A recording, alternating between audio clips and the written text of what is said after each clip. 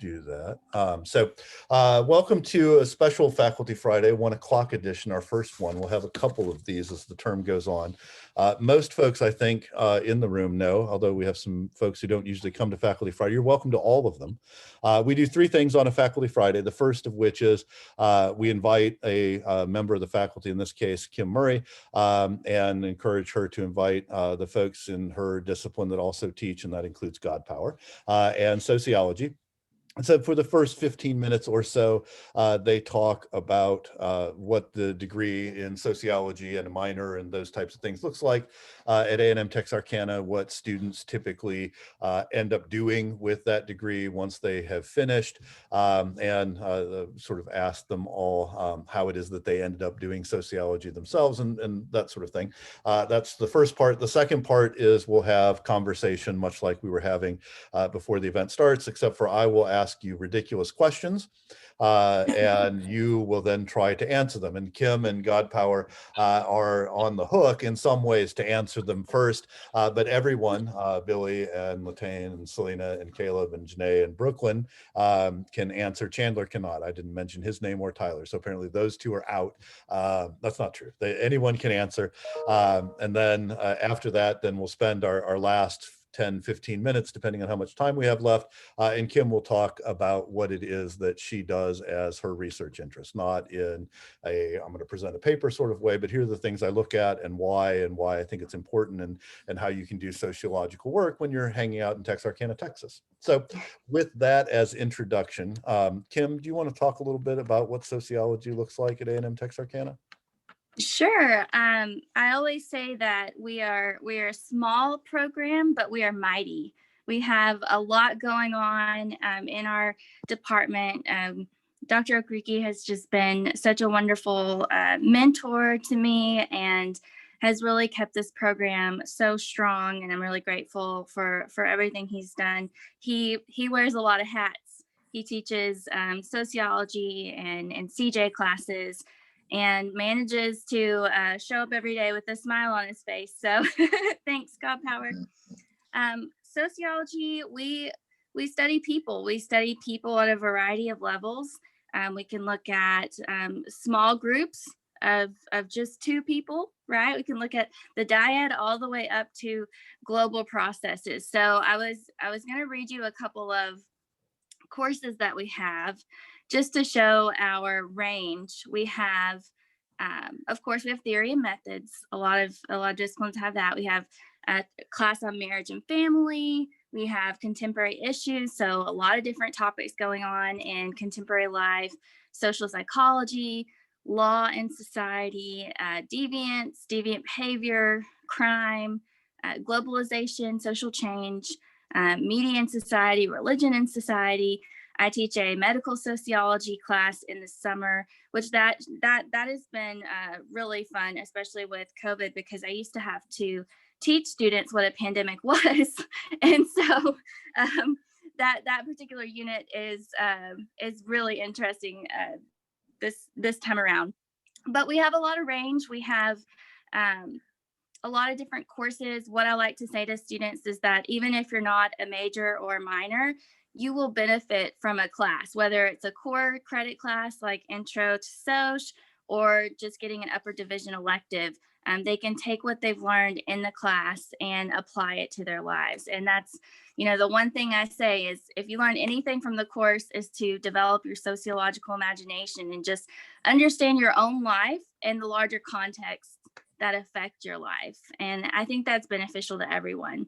So do you want me to go to careers now, or God Power, do you want to add on anything? Well, about the field, let me just add a few more things about the sociological perspective. As far as what we do, we try to get people to get an understanding of who they are and how the society they live in influences their lives. It's kind of looking at the dualistic relationship between people and their society. Because whatever you become, how you look at things. Having been in this country for almost 39 years, my whole persona, the way I think, everything I do is now American. Because I was a young man when I came in my early to mid 20s. I was 24 years old when I came in, almost 63 years old now. So everything I do is I'm American. To understand how the impact society has on our lives, even when I travel back to Nigeria on a visit, anything I do, people pick it up. They pick up oh, Mhm. an American, you are a Yankee. Because the society has influenced the way I think, the way I look at things, the way I look at myself, the way I present myself to others. So sociology is a field that does that. It kind of gets you aware of the impact society has in our lives because you are who you are. You are an American. What makes you an American is the American society. That's what has brought you up. That's what has affected your thinking, your personality, the way that you react to various things is influenced by the society. As far as the courses that we teach, I find all of them very interesting. Dr. Murray just listed a number of them. I'm kind of leaning now. One of the ones she mentioned is social psychology. You know, I talk about the dualistic relationship between society and the citizens. But one that I'm picking more interest in now is social stratification. It kind of widens your perspective about the American society. Each time I go to the class, I have to remind students that this is not a critique of the American society. From that course, I have I made a presentation. I don't know. I think it may have been the last of place officers on wage differences between men and women. I was surprised to see how much women make and how much men make doing the same thing. That paper, I just published it in December, the paper that I presented in place. So social stratification, it just talks about all the various ways society ranks people, and American society is very good in ranking people. Anyway, let me stop there for now. I will say some more about that, about research. As an American and towing in off of what God Potter said, my favorite thing about these is how it benefits me. I get to learn about the various degree programs and those kind of things. My second favorite is answering questions. And Kim or God Power, Latane has a question in the chat, if you didn't see it, asking how the sociology internship works. And if we do nothing else with these place things, thanks to Tyler, one of the things that we've become is a question and the answer period. So if one of you could take that up and help Latane. Sure. So as a university, we had an initiative to increase what we call experiential learning opportunities through our degree plans. And so the goal was to have every program offer at least one EL experiential learning course, which a lot of the programs were already doing that through their internship, just like sociology. But I've learned a lot. I went through experiential learning training. I was able to learn about the value of learning outside of traditional classroom contexts, and how the reflection process about having a direct experience, being able to go out into an internship site, having experience, reflect on that experience, and connect that to our discipline is really powerful. And so our internship is 130 hours, and you have the freedom to pick an internship site. I do have a list of previous sites that we've worked with, and you will go and spend time at that internship and apply discipline specific skills within that discipline. And so how it works is that we'll keep in touch. You'll do a lot of reflection. I know my students are probably they're probably complaining about that. But the one really cool thing I learned in all of this training is that you only learn through that reflection process. So just to go through the experience and never think about it again is not going to give you the tools that you need. You need to be able to reflect on that experience. I've had students work at Opportunities, the Texarkana Museum System, domestic violence prevention, government agencies. You can go to law agencies, CJ, lots of opportunities there. So I do have kind of a packet. If you're interested in looking at that early, then please just send me an email or give me your email address in here and I will send that to you. To add to that, the internship is a course that lends itself to what Dr. Murray just explained about experiential learning. It's a course that kind of allows the student to see how and where what we teach in the classroom, that's theory, how and where theory and practice meet in a supervised work environment. So where the student does his or her internship is wide open, just like she said.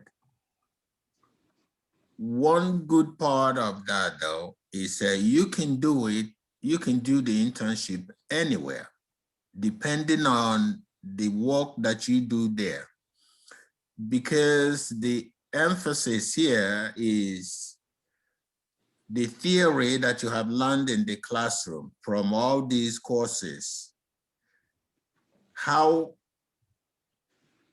can you apply those ideas in a work environment? Let's just say, Ms. Davis, maybe you work at a elementary school.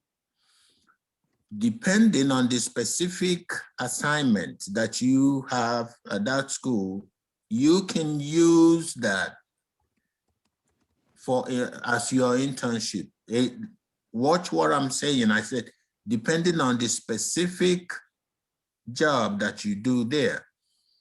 When I was in charge of when I was running the CJ internship, people whose assignment included disciplinary actions at schools, I allowed them to use that for their internship, setting, because you have to set the criteria for the internship for every student differently based on what they are doing at the internship site.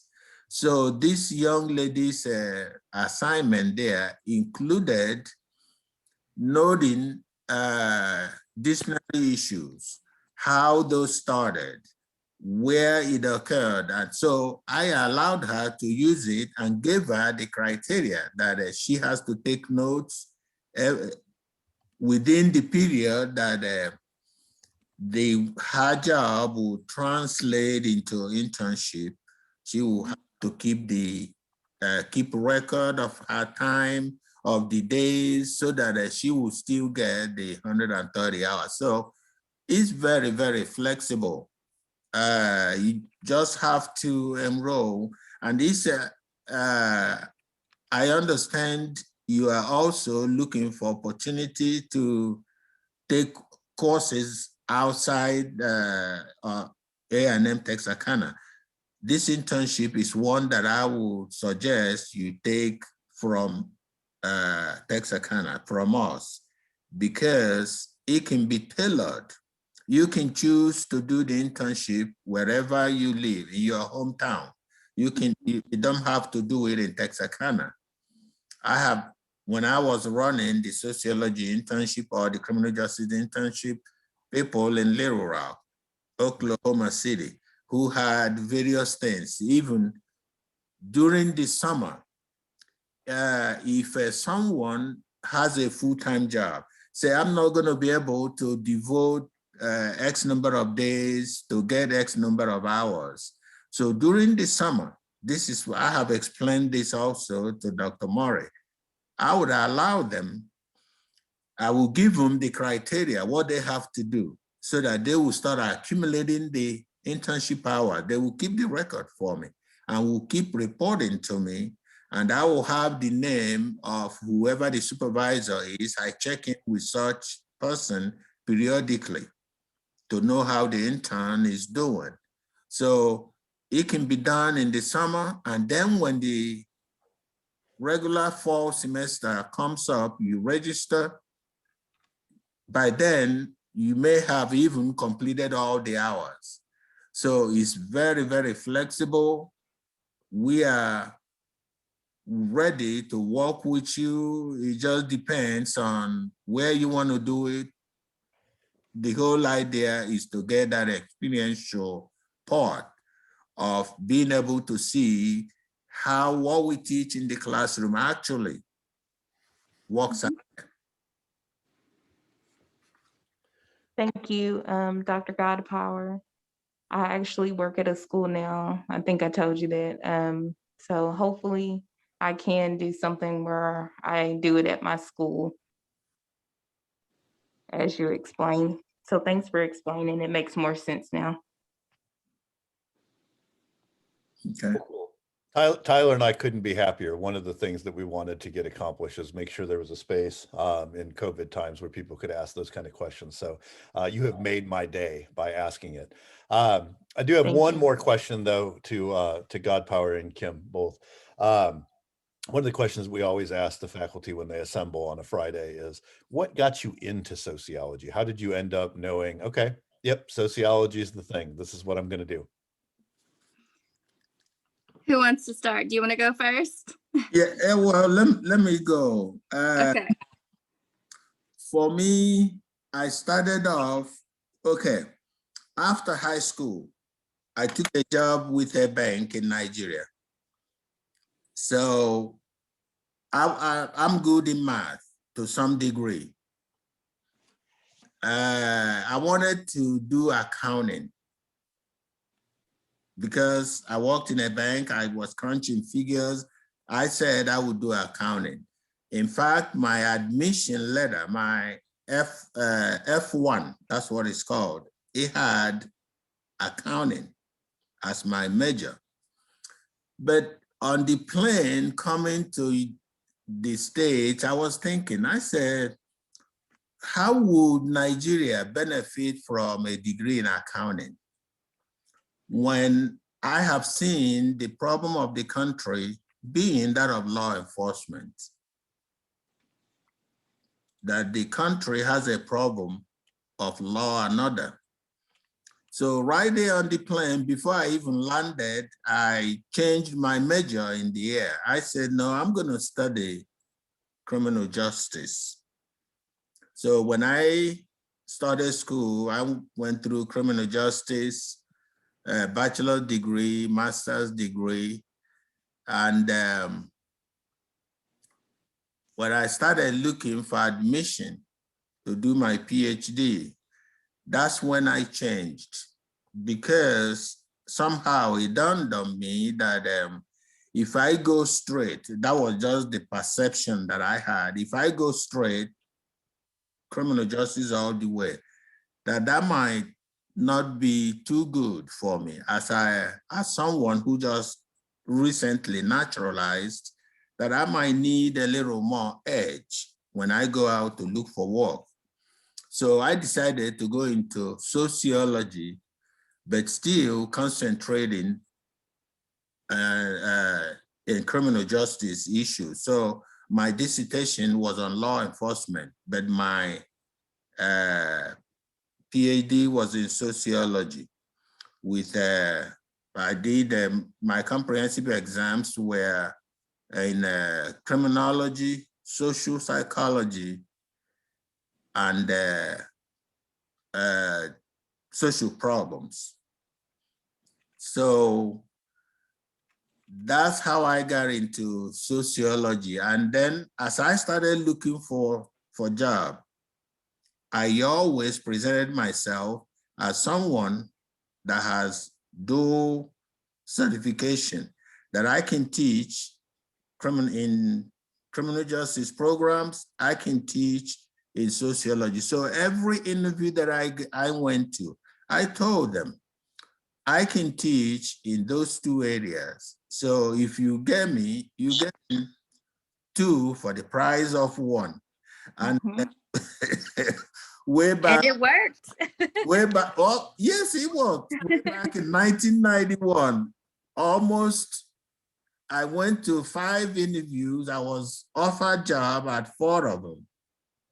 So I chose the one in North Carolina. So that dual specialization always helped me. And I also used it for my bargaining power. Yeah, if I can teach in 2 areas, so if your flat, your base pay is 30,000, you're gonna have to give me 35, or I'm not coming. And that's what I did.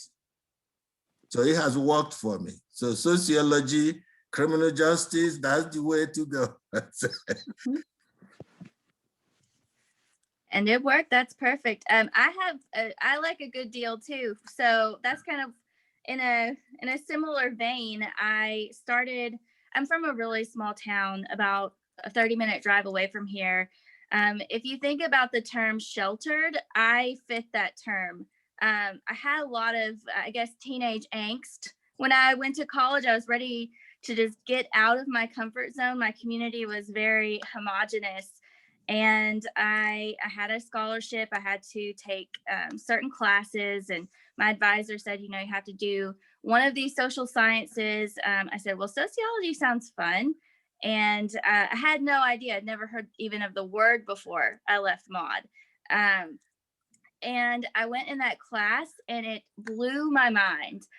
Doug Adams, he's at Arkansas, originally from Arizona. He is probably the best teacher that I've ever had. He got me so, I just felt so alive in his classes, and all of the things that I'd been thinking of, but that were kind of things that were not spoken of in my small rural community in Northeast Texas. He was just able to just throw them in our face. And I was like, yes, I love this. I want to talk about this. I've witnessed this, and nobody wants to talk about it. And so that was it for me. My first semester, I was actually really good at math and English. So I was going to double major in mathematics and English. And I said, nope, I think I'm going to do sociology. And after quite a few conversations, everyone in my family was really supportive. And then here's where the win-win comes in. At Arkansas, there was a dual major in sociology and criminal justice. So if you took a lot of cross-listed courses, you would be able to get 2 majors with less classes. And so I ended up jumping on that opportunity. I thought, just like God Power, I would have more flexibility in the job market. And I kept my English minor because I do love English. And that's how I got involved. And then I loved Arkansas. It was also, I graduated in 2009.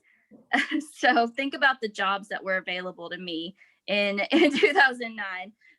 Not much. So really the recession, the overall economy pushed me to thinking about graduate school. So I got a scholarship. I was like, well, if you're going to pay me to keep going to class, I sure will. And that's where I was able to do a research assistantship with the American Terrorism Center, which sent me on a course of studying that topic throughout my graduate experience. And I really just took advantage of of the relationships with professors and their research interests. So my boss at Arkansas had started the study with my new boss at OU, which is where I went to get my PhD. So they both were really connected, and I just took my social networking, used those to get paid to go to graduate school. That's me. Cool. I should say a number of things. First is that don't worry about the whole reflective thing. After teaching, co-teaching with Kim, I now inflict a lot more reflection on my students in English. The disease is spreading, Kim, and the both of you will be tickled by this. Jack looked at me yesterday after I finished my talk for the lab, and she said, "Why are you not in sociology?" We will be glad to have you. Yes. So, but there was one other question. I noticed that Billy had asked the question, and it's a bit out of context now, but he was asking whether or not it was the same program that Suzette took last summer. And I'm not sure what that was in relation to, if you would. I think he was talking about the internship. Suzette worked with the Literary Council. And so I think I answered your question, but let me know if I didn't, Billy. And there's a new one now from Billy that just popped in. Well, I don't like to forget my questions if I don't write them No, down. no, they, that's they will leave. Seriously, the main purpose of this, Tyler will tell you, and he'll nod as I'm saying it, was we wanted to make sure that in the pandemic, students got a chance to ask questions that they may not get a chance to ask otherwise. Exactly like that. You think of a question and but yes, please. Oh, you want me to repeat the question rather than doing it in the typing? So, Dr. Murray, in the religion class I took with you, you talked about you had a moment where you left and went and did a research presentation with another student or with a student. What my question is how would you suggest I approach a professor with wanting to do research for an experiment? Well, so the professors that I work with closely would throw a party if students wanted to do research with them. They just ask them. I almost beg my students to like continue on with a topic and to turn it into a research proposal. I would say just ask them. The way that I say it is, if with a program like ours, you're probably going to be seeing me quite a bit. If you want to take a topic, start developing that topic, work one class developing, a framework, looking over the literature, and you want to take the next class, turn it into a research proposal. And then that next class, we could do the research and start presenting it. I mean, that's always my approach, is if you want to just continuously build with your assignments, make them worth your while. I mean, make them not another thing that you have to check off to get a certain grade in the class, but make them meaningful to you, something you care about, something that you could take forward. And so, yeah, I was really excited. Leslie Welch and I published a book chapter on the TV show Shameless. And the book is called Shameless Sociology. Let me see. Shameless Sociology, Critical Perspectives on a Popular Television Series.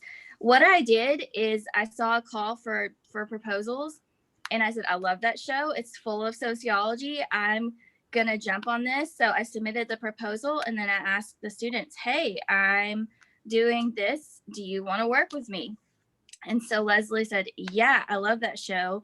And, she worked really hard. We worked really closely together. She ended up being first author on that book chapter. And that has been the most fulfilling part of my teaching career ever, was to see a student develop and thrive that much to earn first author.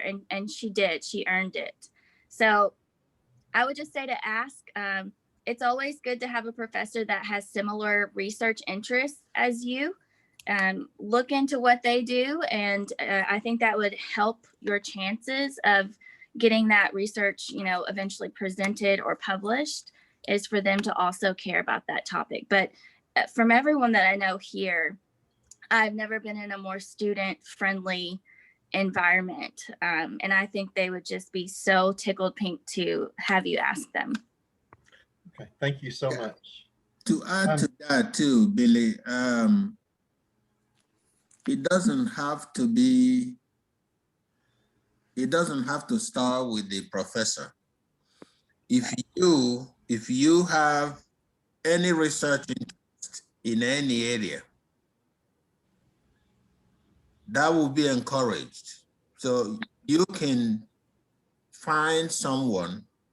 If you have the idea, you can go talk to any of us, any faculty on campus. Say, this is what I'm doing. What advice do you have for me? Yeah, they would advise you. My first publication was as a student. It's an idea that I came up by myself, got mentored by faculty, and got it published. So it doesn't have to start with the professor, Right. because your interest, your thinking might be different. Mm-hmm. So if you have any research interest, yeah, we would love something like that. We would love to help you. Any one of us. It doesn't have to be Dr. Maury or myself or Dr. Julian. No, anyone on campus. Okay, well, because I'm not a sociology major. That's my minor. So, and I hope it's okay if I talk for just a second. Yes. No, No. I was thinking about talking to Dr. Yales because he does sensation and perception, and I'm taking that class this semester. And I've done research for the last year over binaural beats and binaural hearing, and so that's what I'm wanting my primary focus to be, because I want to do something with music and therapy.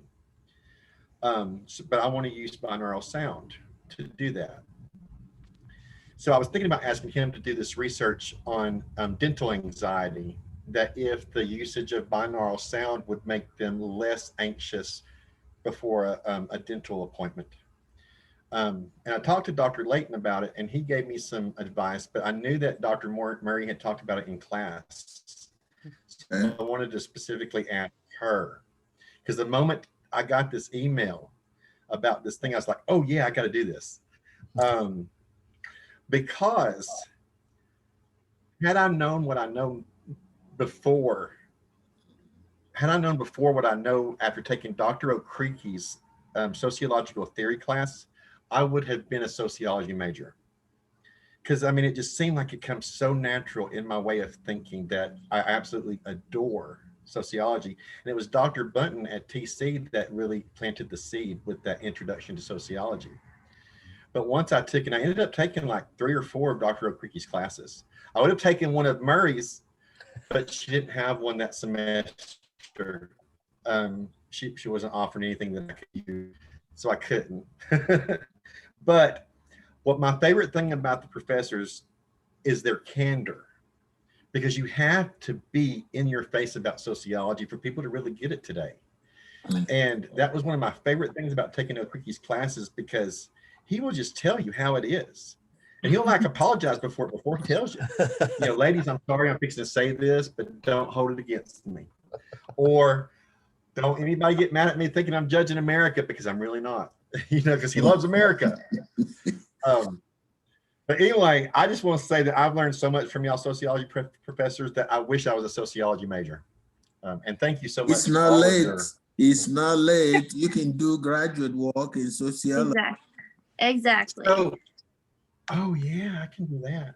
Yeah. And it matches the narrative that you're hearing from someone like Kim, who says, I got in front of somebody who was doing the thing that I went, wait, that's my thing. I can tell you the same story about Dr. John Guzlowski at Eastern Illinois University, that I went, wait a minute, that's my thing. And that's why English became the thing that I pursued and continue to follow. So there's always time. The idea is you need to think of your education as a marathon. It is not a sprint. Yeah. Exactly. So, we get to the point where we ask a couple questions before we get to to Kim's research and interest. So I missed lunch due to the Faculty Fridays, which is okay. But my food interest is relatively high. So I asked this question: what is the best thing that you've eaten in the past year? Now that we're on almost a full year of quarantine-ish type of things, what's the best thing that you've eaten in the past year? That is difficult. I love food. I'm going to have to think about this. This is very serious. Mine is not what I would expect. I will say it's not a local one. It's a newer. I go to Nuke's at least once a week through the drive-through for their salads or their pizzas. I go there all the time. But I will be thinking about, oh yes, in Maud off of Highway 67, they turned, it's probably the size of our office. They turned an old hair salon into a restaurant. It's a Main Street cafe. They only do pickup, but this has got to be a trained chef making these meals. They do shrimp tacos, brisket tacos. I get the taco salad. It's all so good, and it's a little gem that not a lot of people know about because they don't drive all the way out to Maud. So that's I'll mine. have to let Morton know is when he comes back from LA, he gets on these trips where he's got to have taco salads. And I'll like for like a week and a half, Drew will send me pictures of whatever taco salad he's eating. So I'm gonna out to talk to Murray outside of Maud, a small cafe, taco salad, Drew Morton. Yeah, and they do a lot with shrimp, and I have a shellfish allergy, and I want to risk it, but I don't. But that looks so good.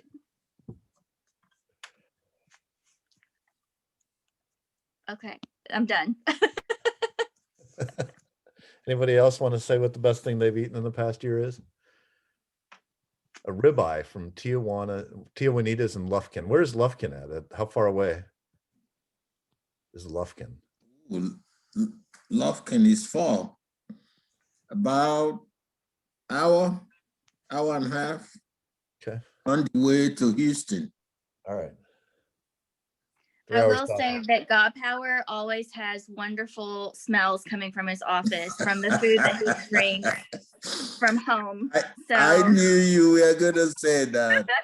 But about food, I'm highly conservative. I have to cook my food.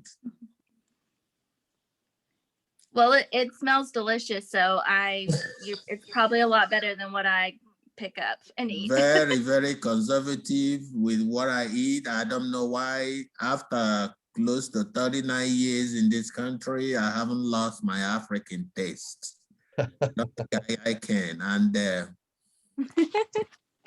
I hope I can take care of myself because my kids don't know how to cook it. So, so if I'm not able to cook it, I might starve.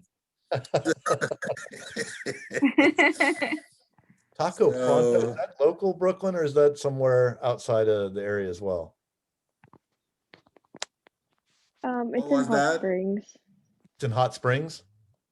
Okay, Taco Pronto in Hot Springs. Taco Pronto. I'm always trying to keep Mexican. Yeah. Weirdly, the best thing that I've eaten probably in a year, and I remember it like really, really well, was a couple months ago.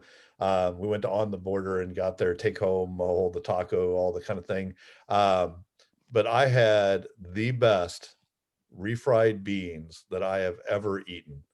They were creamy, they were smoky, they were the most delicious beans I have eaten in forever. Reminded me of home and Old Navy bean soup and all that.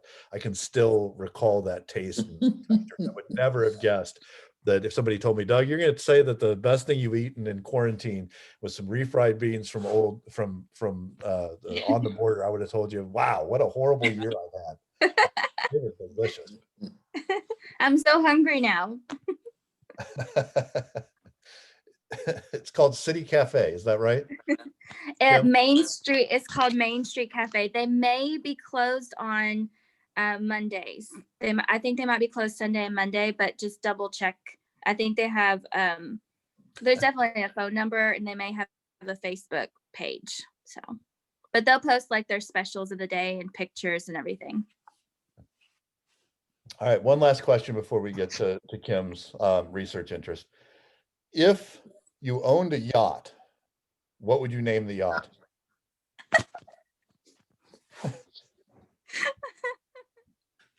Knowing what we know about social stratification, that's a hilarious question.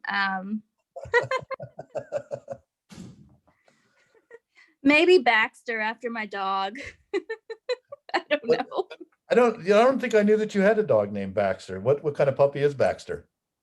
He is a tiny little dog. The word on the street was that a Pomeranian and a toy poodle got into each other's backyards, which resulted in puppies. So that's what they told me. It was an accident with neighbors. So he's very small, and his bark is very unique. I don't know if you've heard Pomeranians scream, but they almost have it's almost painful, but that's his only fault. He's very loving and he's very smart, a very good dog. Other than occasionally will scream. Yes. I would do it, but I'm embarrassed because this is being recorded, but you can Google it. Fair enough. I'm going to be checking out the Pomeranian scream when I try to find something to eat. Anyone else want to name their yacht? I don't like speed. I don't like speed. When my feet are not on the ground. With cars, that's fine, but with yacht, I think I would name it Easy. Easy does it. Yeah, I like that. You have to go slow.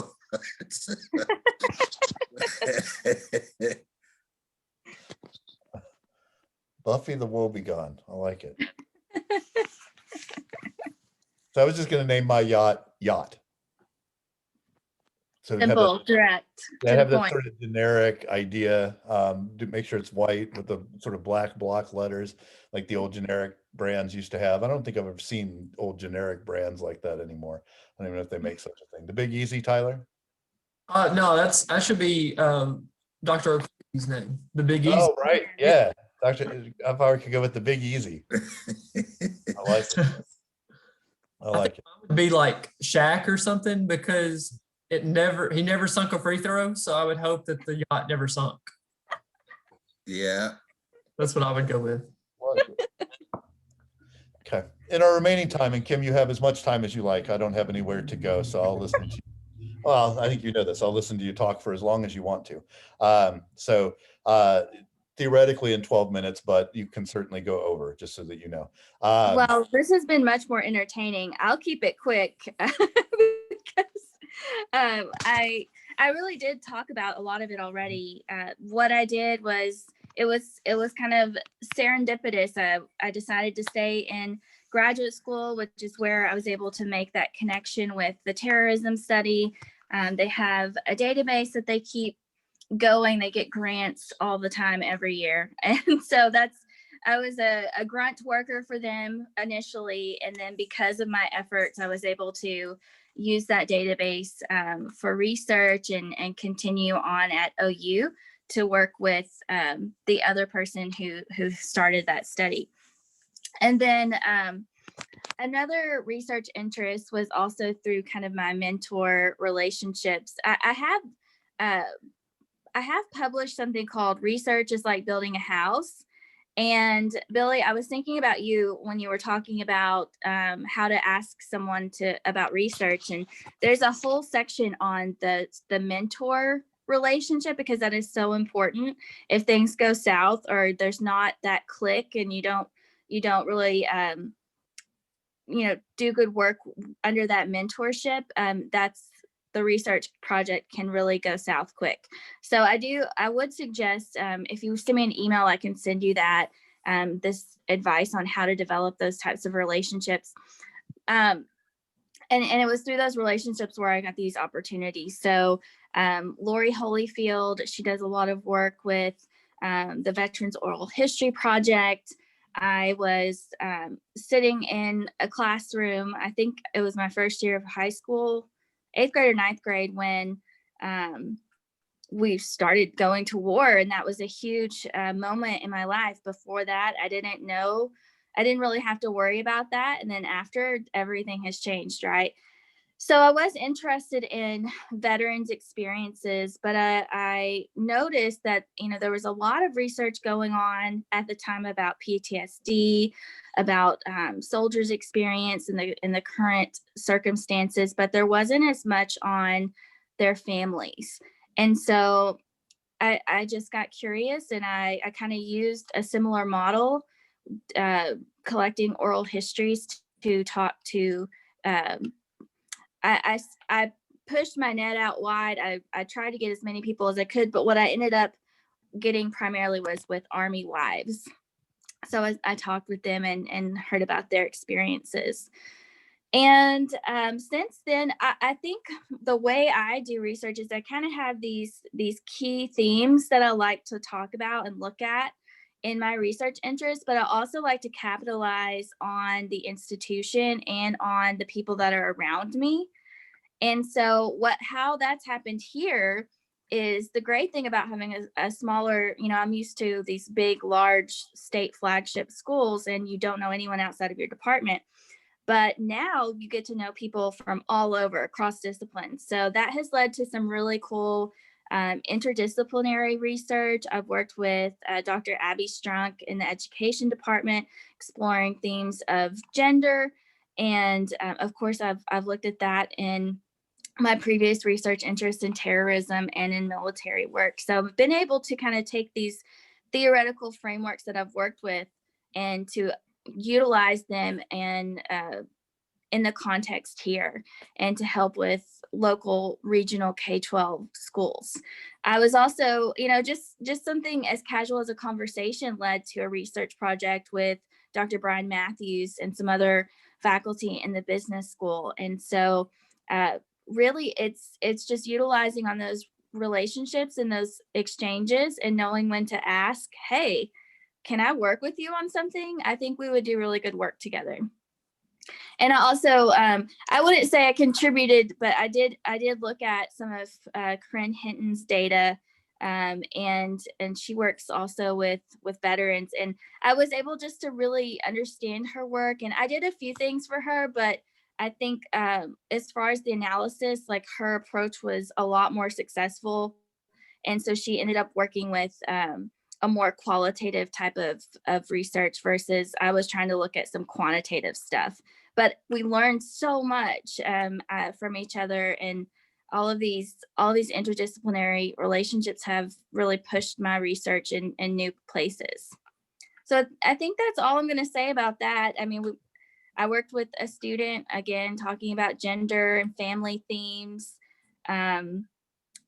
in that shameless sociology chapter. So, as I said in my tenure portfolio, I'm really trying to, continue the current themes I have, but also to get a little bit broader and think more theoretically about how these things work in various contexts. Excellent. Yeah, no, I said excellent. It's perfect. It's exact pitch perfect. Okay. That sense of trying to let students know what it is that you do when you're not necessarily the way things continue on. And I think it very much fits with your narrative. Like I said, I've gotten to know you a little bit and also got to see your teaching, and that none of what you said is a surprise. But I think it's helpful for students to hear it. Does anyone have any final questions either for Kim or God Power that they would like to ask? I should adjust myself. Dr. Murray and Dr. Okereke. Everyone's hungry. Dr. Yes. Murray, is this research that you're currently doing now with the military families?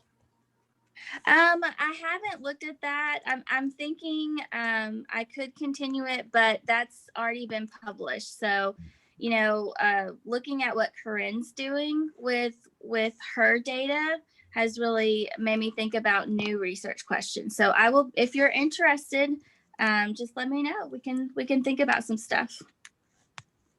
Okay, and I have a good contact with Concerned Veterans for America. So they have access to military families all across the state. Perfect. Yeah.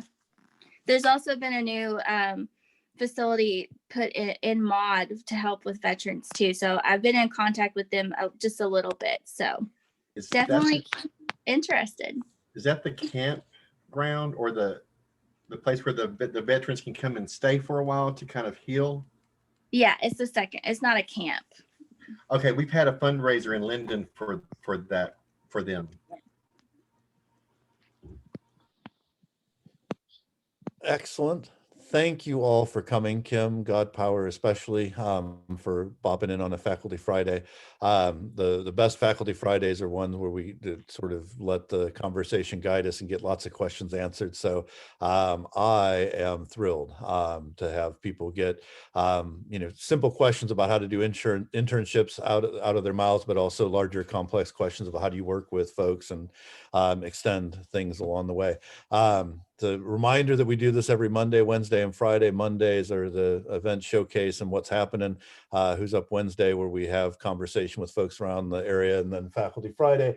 We are set next week for, mention his name, Brian Matthews will be our Faculty Friday person in business next week. So with that, enjoy. Thank you. Doug, let me say this. Yes, you have been so successful. You have worked really hard. Because I think your term as the place chairperson, you have been through one of the most difficult times, and it didn't bother you because you figured out a way to, still get things going. You have done so well. Thank you. I will mention the guy that's also. Thank you so much. Tyler also deserves a lot of credits. No, he's always going to do this, but when I sat down, you need enablers and you need people to help figure out ideas. Tyler is both an enabler and somebody who can help you figure out ideas. Because I was like, we need to do something. How are we going to think this? And he's like, all right, ratchet it down, Julian. Start thinking about the students. Start thinking about what we can do to help them navigate. And so, but thank you very much. I also need to get better about saying thank you. I appreciate it. Thank you, Tyler. Yeah, I have so much respect for y'all running all of this. Yes. This is amazing. So, and it turned out to be good. And I appreciate the Selenas, the Giovannas, Caleb's, and Brooklyn's of the world, and Chandler who come out on a regular basis and fill my screen. And it's also fun to get new folk in. So I'm going to go find and put something in my mouth that's not going to be as good as the. Thank you. You all have a good weekend. Everybody stay safe. All right, bye.